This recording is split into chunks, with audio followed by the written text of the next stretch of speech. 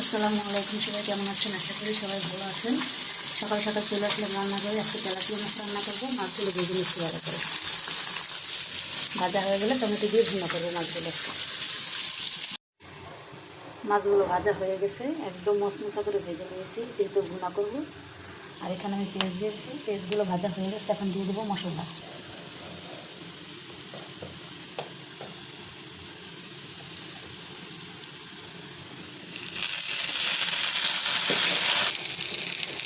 মশলাটা ভাজা হয়ে গেছে, দিয়ে দিলাম হলুদ গুঁড়ো, মরিচের গুঁড়া, হাফ চামচ ধনিয়া গুঁড়া, ভাজা জিরা।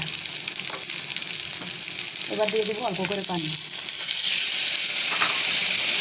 অল্প করে লবণ দিয়ে দিলাম। এবার দিয়ে দেবো টমেটো।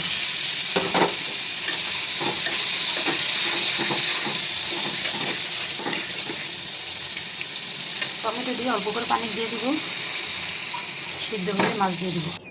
এবার আপনাদেরকে একটা জিনিস দেখাই। ব্যালকনিতে ছোটো ছোটো মুরগির বাচ্চা নিয়ে আসছিলাম, দেখেন কত বড় হয়ে গেছে। নিচে আর একটা ডিম পাড়া মুরগি আছে, খাবারগুলোকে ফেলায় দেখেন কী করছে।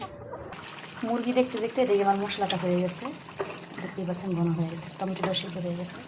এখন আমি এক এক করে মাছগুলোকে দিয়ে দেবো। বাসায় বসে না থেকে দিয়ে একটা খাঁচা আনি মুরগি পালা, যে আমরা এই পর্যন্ত অনেকগুলো মুরগি খেয়েছি, ছোটো ছোটো মুরগির বাচ্চা কিনে। এখন যেগুলো আছে ওগুলো খাওয়ার মতো হয়ে গেছে। তার কিছুদিন পরে যদি আল্লাহ ভাগ্যে রাখে খাবো। রিজিকের মালিক আমরা।